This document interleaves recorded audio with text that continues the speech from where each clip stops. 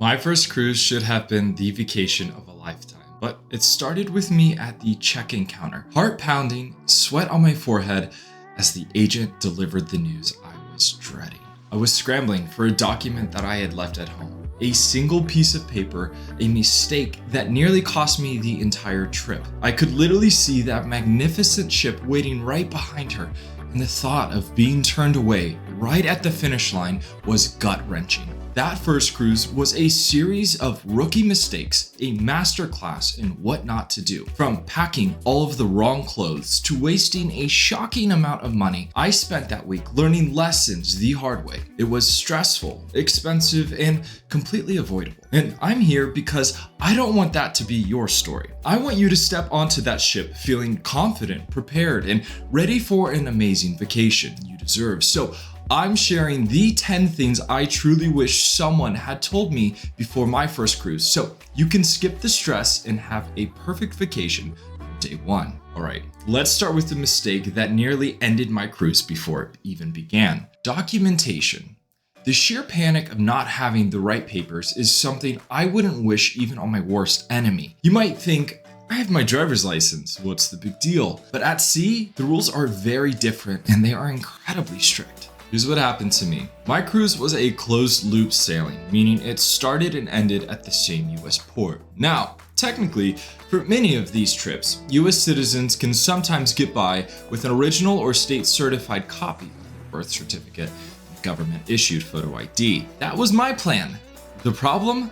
I had my driver's license, but I brought a photocopy of my birth certificate, not the official certified one. The agent looked at it, looked at me, said she couldn't accept it. My heart just sank.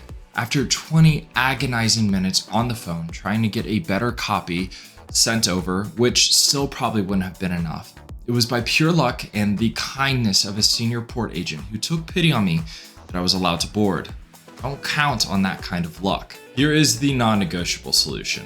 Get a passport. I know, it's an extra expense, but it is the single best piece of insurance for your vacation. A passport is the gold standard. It works for every cruise, no questions asked. More importantly, what if there's an emergency and you need to fly home from a foreign port like Jamaica? You can't get on an international flight with a birth certificate. What if you miss the ship?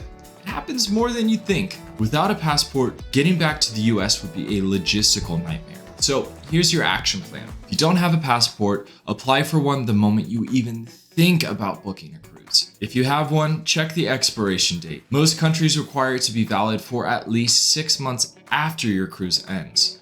Don't get caught by this rule. Before you leave, make 2 photocopies of your passport ID page. Leave one at home and pack the other in a separate bag from your actual passport. Trust me, the peace of mind a passport provides is worth every single penny. My next rookie mistake was a classic: overpacking. My suitcase was so heavy I could barely lift it, yet I still felt like I had nothing to wear. I'd packed for a totally different vacation. In my head, I was some glamorous globetrotter who needed formal gowns every single night. The reality was a closet full of clothes that were either too fancy or just plain useless, while I was still missing the things I actually needed. The thing is, a cruise isn't one vacation, it's several rolled into one. You have casual sea days, active port days, and dressier evenings. If you don't have a strategy, you fall into the packing paradox. A suitcase bursting with clothes, but none of them right. I had a dozen t-shirts, but only one sweatshirt, which I wore constantly because the ship's air conditioning is no joke. I had uncomfortable dress shoes that were impossible to keep on all night long, and no sandals for the days at private destination beach. The solution is to pack with a multi-purpose layering mindset. Think of your wardrobe in categories. First, your day wear. You'll live in casual, comfy clothes, t-shirts, shorts, sundresses. You want at least 2 bathing suits, one to wear while the other is drying. And a cover-up is crucial. Can't just walk into the buffet or other indoor areas in a wet swimsuit. Second, evening wear. This is where most people go crazy. Most nights, the dress code is smart casual. For men, think nice pants or dark jeans and a collared shirt. For women, a nice top with pants or a skirt or even a casual dress is perfect. You probably don't need a tux or a ball gown unless you're on a high-end luxury line. For the optional elegant nights, a simple cocktail dress or a suit jacket is more than enough. Pashmina or a light sweater is a must for the women. The theaters and dining rooms can be chilly. Third, footwear. You need 3 pairs. comfortable walking shoes for port days, sandals for the pool, and 1 pair of dressier shoes for the evening. Please leave the stilettos at home. Fourth, your wish I had it bag. This is the stuff you don't think you'll need until you desperately do. Pack a small first aid kit with pain relievers and band-aids, your favorite motion sickness remedy, and sunscreen. It's incredibly expensive once on board. And a reusable water bottle is great for staying hydrated. Finally, don't pack the things the ship provides like bath and pool towels. And check the prohibited items list. No clothing irons or steamers. A small bottle of wrinkle release will be your best friend. One of the biggest draws of a cruise is that it feels all-inclusive. Your room, food, and travel between cities are all bundled into one price. And while that's partly true, my first cruise ended with a nasty surprise. A bill for hundreds of dollars that I hadn't budgeted for. This is the all-inclusive myth, and it's a trap for almost every first-timer. The problem is that while the basics are included, the ship is designed with endless opportunities to spend more money. Because you use your room key for every purchase, it doesn't feel like real money. It's just a swipe here and a tap there. It adds up with terrifying speed. The main culprits are drinks, specialty dining, Wi-Fi, and automatic gratuities. The solution is to go in with an understanding of what's included and have a budget for the extras. Let's break it down. First, gratuities. Most major cruise lines automatically add a daily gratuity to your account for each person. This covers your cabin steward, dining staff, and other crew. As of early 2026, you can expect this to be anywhere from $17 to over $25 per person per day, depending on the cruise line and your cabin type.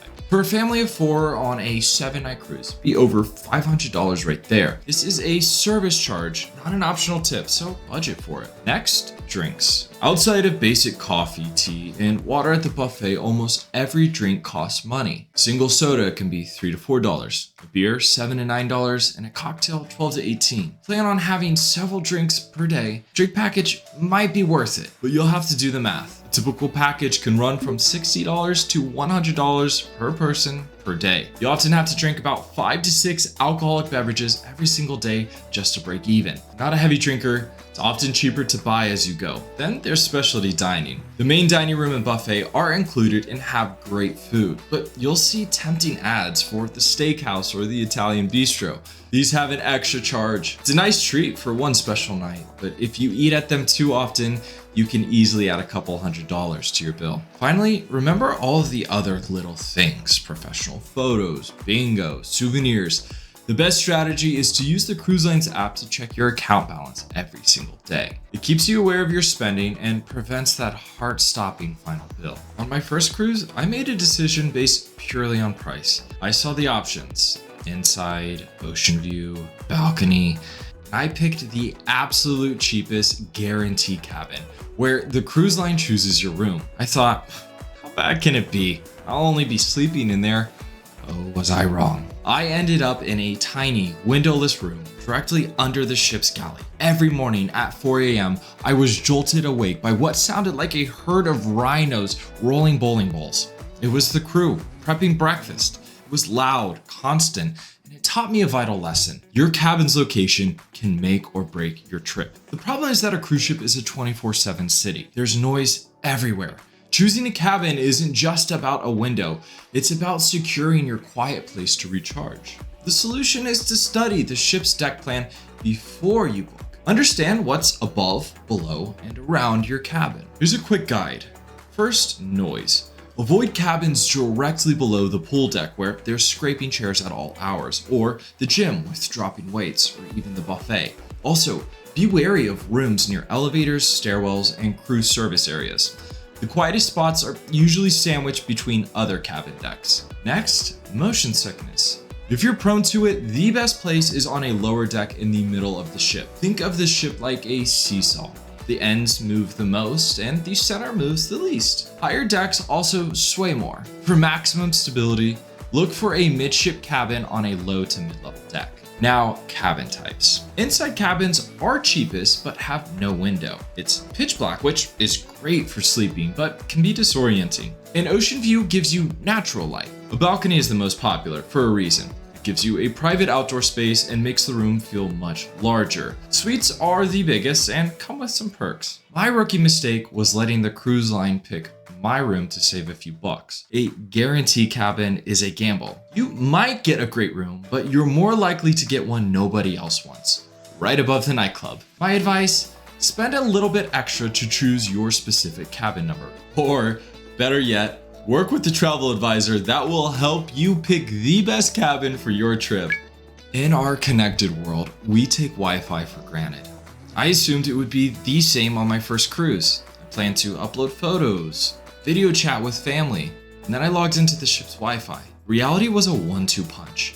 It was both slow and shockingly expensive. The problem is that internet at sea relies on satellites, which just isn't the same as the fiber at home. Now, many ships are getting faster with internet systems like Starlink, which is a huge improvement, but you're still sharing that connection with thousands of other people. This can lead to frustratingly slow speeds, especially on sea days. Because it's a captive market, the cruise lines charge a premium for it. The solution is to adjust your expectations and plan for a more disconnected vacation. Here's your strategy. First, understand the pricing. Wi-Fi is usually sold in packages, often priced per day for the whole cruise. Basic social media plan might be around $20 a day, while a streaming plan can be $25 or more per day per device. For a 7-day cruise, that's nearly $200 for one phone. Second, do your digital prep work at home. Before you leave, download everything. Entire seasons of shows from Netflix, offline playlists on Spotify, podcasts and ebooks. Assume you will have no internet. This alone will save you so much money and frustration. Third, use free Wi-Fi in port. Nearly every coffee shop, bar, and restaurant in a cruise port will have Wi-Fi. This is your golden opportunity to upload all of those photos. Just buy a coffee, get the password, and you're set. Finally, for on-ship communication, think old school. If you're traveling in a group, the ship's messaging apps can be flaky. A surprisingly effective solution is a set of small walkie-talkies. Or a small magnetic whiteboard for leaving notes is another cruiser favorite. By planning to be disconnected, you'll not only save money, but you might even enjoy your vacation more. All right, we're halfway through. If these tips are already helping you feel more prepared, do me a quick favor and hit that like button below. It really helps the channel and lets me know that I'm on the right track. Now let's get back to it because this next tip is all about making your first day on the ship a breeze. Embarkation day should be pure excitement, but for most first timers, including me, it was a chaotic scramble. I remember getting swept up in a massive crowd, waiting in long lines, and finally getting on board only to feel lost. My luggage was somewhere in a giant pile and my cabin wasn't even ready yet. The problem is that thousands of people are all trying to do the same thing at once, but experienced cruisers know there's a strategy to turn that chaos into a calm, enjoyable experience. The solution starts with your carry-on bag. This is the most important tip for day one. Your checked luggage can take hours to arrive. Carry-on is your lifeline. So what goes in it? Everything you need for the next 6 to 8 hours. Your passport and documents, phone and charger, sunglasses and sunscreen. And most importantly, pack your swimsuit. While everyone else is waiting for their bags, you can be the smart one, already sipping a drink by the pool. Next, your arrival. The cruise line will give you a check-in window. Don't show up hours early thinking you'll get on faster. You won't. You'll just wait in a long line. Respect your assigned time. And make sure your luggage tags are securely attached to your checked bags before you leave home. Once on the ship, your cabin likely won't be ready until 1 or 2 p.m., so don't head there first. Head to the buffet for lunch. It will be busy, but an even better pro tip is to find an alternative spot. Many ships have other included venue options open, like a pizza place or a deli that most people don't know about. After lunch, while everyone else is wandering around lost, use this time to explore the ship. It will be the emptiest you'll ever see it. Walk the decks, find the pools, locate the theater and dining rooms, get your bearings. Once they announce that the cabins are ready, you can head to your room, drop off your bags, and your vacation has officially begun stress-free. For many first-time cruisers, there's a nagging fear in the back of their mind. What if I get seasick? I certainly had that fear. The good news is that modern cruise ships are incredibly stable with massive stabilizers that counteract most of the ocean's movement. You often forget you're on a ship at all. However, on rougher sea days, you can definitely feel the motion. The solution is a two-pronged approach: prevention and preparation. First, prevention. This starts with the cabin choice. As we discussed, the most stable part of the ship is midship on lower deck. Booking a cabin here can make a huge difference. On board, simple things help. Staying hydrated and avoid too much alcohol and don't have an empty stomach. Many people swear by natural remedies like green apples or ginger. You can get ginger ale from any bar or pack ginger chews. Acupressure wristbands like C-bands are also another popular non-medical option. Now for preparation.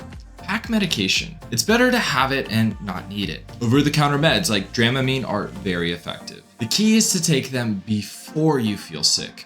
If you know you're heading into a rough day, take a dose in the morning. Just be aware that some can cause drowsiness, so look for non-drowsy formulas. If you're extremely prone to motion sickness, talk to your doctor about the scopolamine patch before you go. Every ship also has a medical center that can provide medication. By taking a few preventative steps and being prepared, you can put that fear to rest and focus on enjoying the view. Port days are the heart of a cruise. But on my first cruise, I walked off the ship with absolutely no plan. Got overwhelmed by taxi drivers and tour vendors and wasted the first 2 hours just trying to figure out what to do. We ended up in an overpriced taxi to a crowded beach and felt like we completely missed out. Time in port is precious. A typical stop is only about 8 hours. If you don't have a plan, you can easily waste half of it. The solution is to research each port in advance and pick your strategy. You have 3 main options. Option 1. Book a shore excursion through the cruise line. This is the easiest and safest bet for first-timers.